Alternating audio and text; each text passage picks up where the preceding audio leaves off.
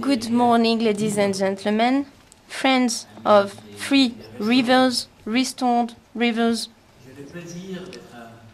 It's a pleasure to be invited to this symposium by the organizers on a theme that I particularly appreciate. Thanks for this opportunity. I am the president of European Rivers Network, a movement in France which is called Loi Vivante. Maybe you heard about it. It started in the 90s. When I entered into the house, I was just like, well, I'm going to ask the translators if they are going to translate from French into French. So I will try with my Swiss French to convince you. A nice room, nice rivers, and good weather. What else? I'm going to try to explain what was announced in the program. So about the emergence of restoring ecological continuity, it is a little bit complicated. But I'm going to try to give you an overview and talk about removals, the more spectacular and the more difficult here, because you can imagine when I arrived in France, in the Loire region, we were against big dams. And with success, most of the time, we always thought that this project, difficult to implement, should be done with the citizens. 30 years later, we still have the same question. Can we remove dams without having a dialogue with the citizens? No, we cannot do that. We have seen that it is necessary to do it. And sometimes in the past, we forgot it. So engineering is very important.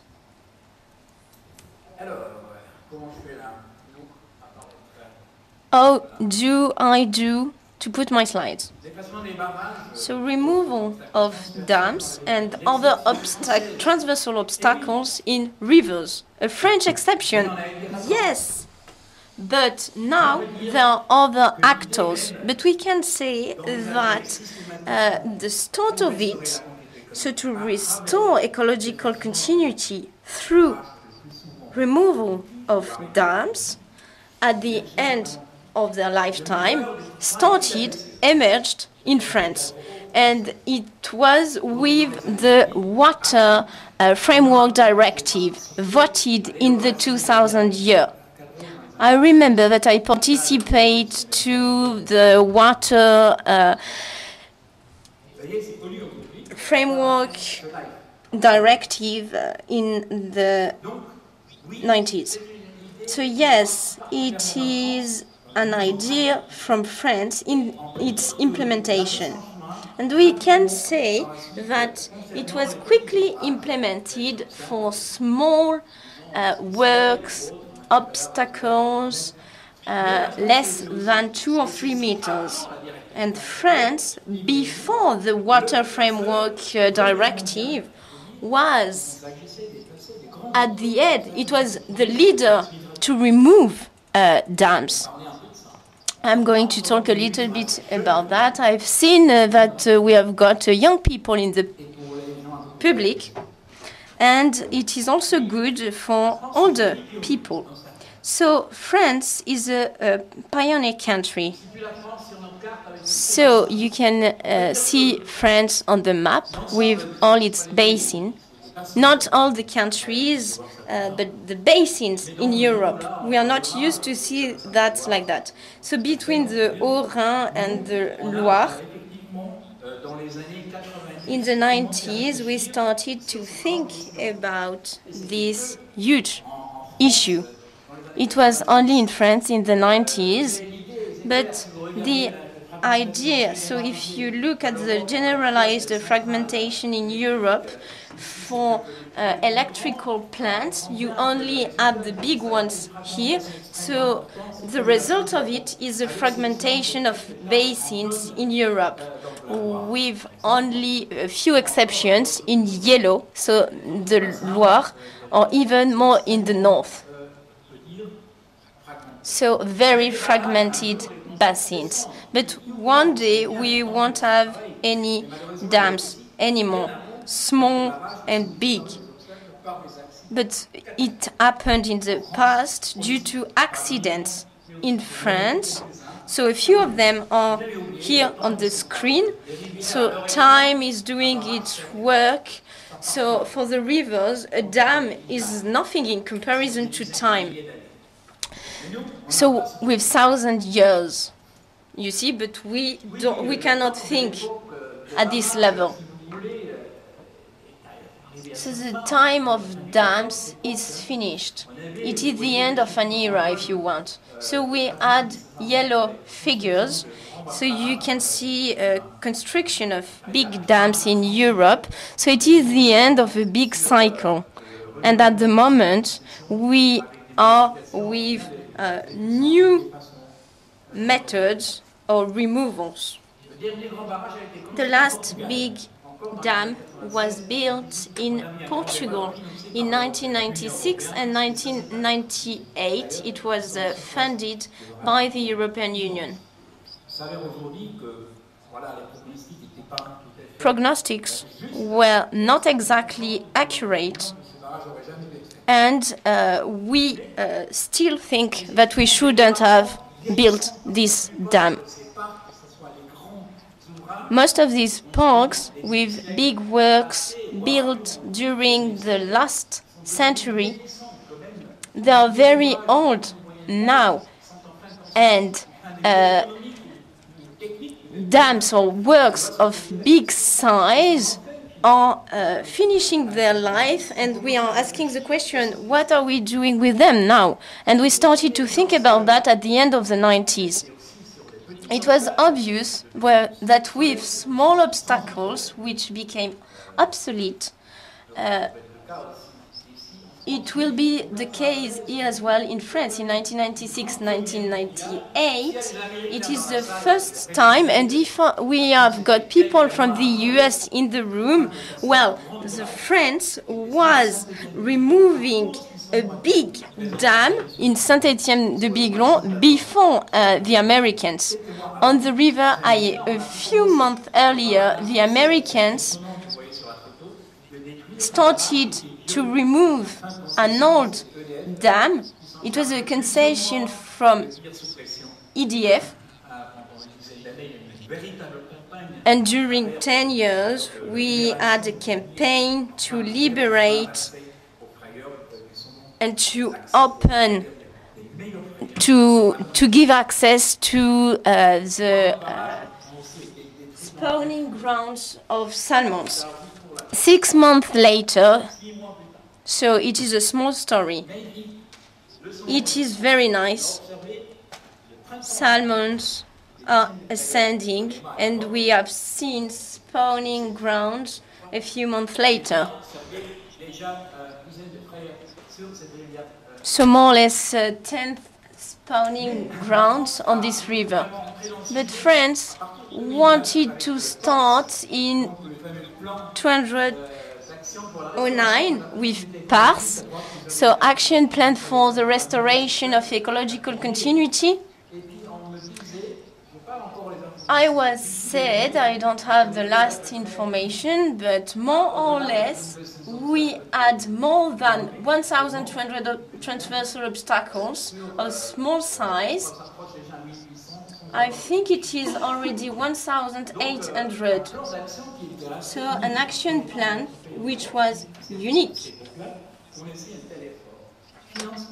So we had to make an effort for the funding, and also methodology and data were implemented in order to carry out this work. This plan inspired other countries in Europe, like Spain, Scandinavian countries, and Great Britain, with Sweden for the Scandinavian countries. So we have got a wave of removals, but it's not systematic. It is linked to the fact that these countries are federal in their organizations. It's not like France, which is very centralized. And it is easier to decide for the streams. So in federal countries, it takes even more time because local authorities and regional authorities have to decide. I think that I've got a few minutes left. When I look at my watch, I started a little bit late, so I will finish. Indeed, an organization which was created 2 years ago, which is called Dam Removal Europe. We participated to its creation, and they were mapping the obstacle in Europe. You have got a reproduction of this map on the screen. As you can see, France is not on the map because we have got problems of compatibility with the one used by the university in Sweden. And we don't really know where dams were removed and if it was made by nature or by mankind. We can see an enormous quantity of them in France, even more than in other countries. It is also dense in Sweden, as you can see. France is by far the leader for removal of big dams. When we look at the state of our rivers, generally speaking, and the density of works, you have seen that in one of my first slides. It is clear that removal of small works on affluents is just one step. Once you have elaborated green pathways or blue pathways for people or for fish, well, after that, you have to tackle the main problem. We cannot remove all dams, even if some of them are not in use anymore, but we can modify them. You have got two examples with the reflection about big removals in France at the moment. You have got one on the Sélune, at the top on the left, the dam of Vézance on the Sélune River. It is in Normandy, if you want. It is quite huge. I think it is 33 meters of 8. So EDF dam, it was for hydropower. We didn't know what to do with this dam a few years ago, and the state didn't renew the concession.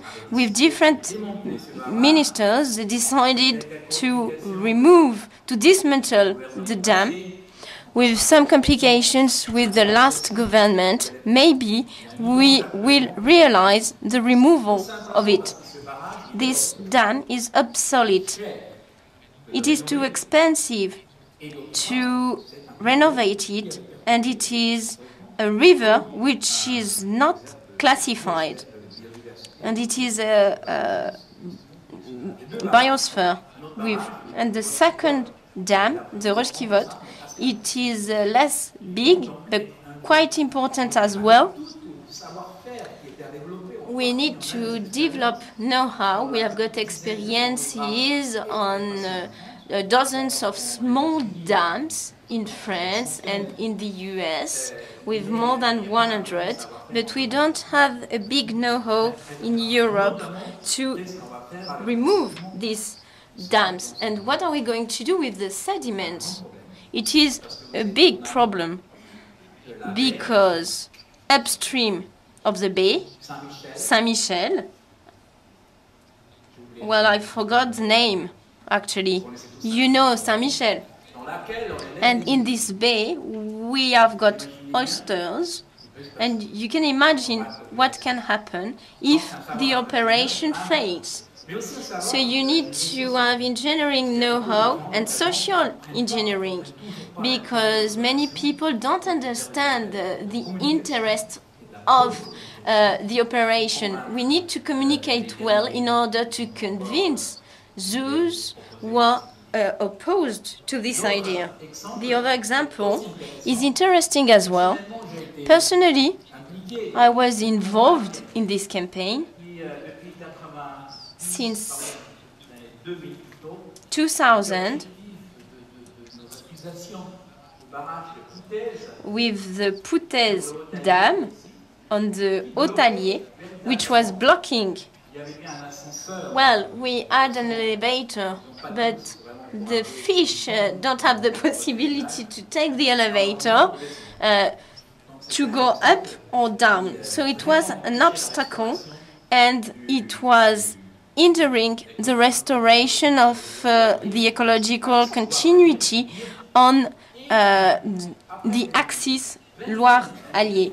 After 20 years of activism with EDF and the ministry, we reached a compromise, which is quite interesting.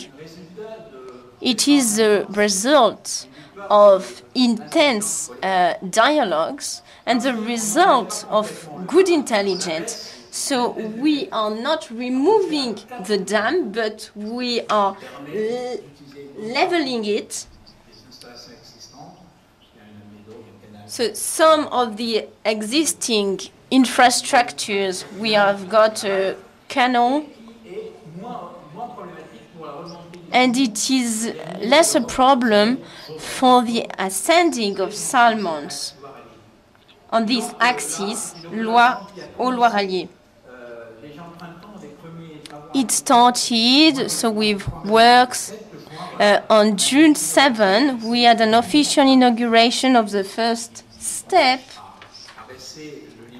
It consisted of reducing the level of water so that we could remodel the bed of the Allier.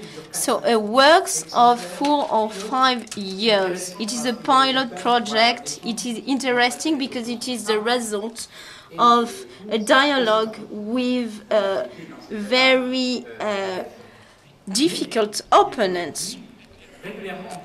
EDF, which is in front of us most of the time today, well, it is a pleasure to realize that something happened on the Haut-Allier, and it is a good sign for the future when it is about to think about these very old places of dams, and we have got a lot of them in France. These two examples, we have got 500 big dams, 5,000 in Europe, and on this amount, maybe 1 or 2% are too old or obsolete, useless, or maybe not very useful, and they could prevail. Well, we could modernize them. So I think that for 1 or 2% of these dams, we should ask ourselves these questions. But what I wanted to tell you, and I've respected my time, I will be happy with salmons. So yes, it is a good feeling for a fish to be in a free river, and also for the sediments to be able to go towards the sea. Thanks a lot. See you next time.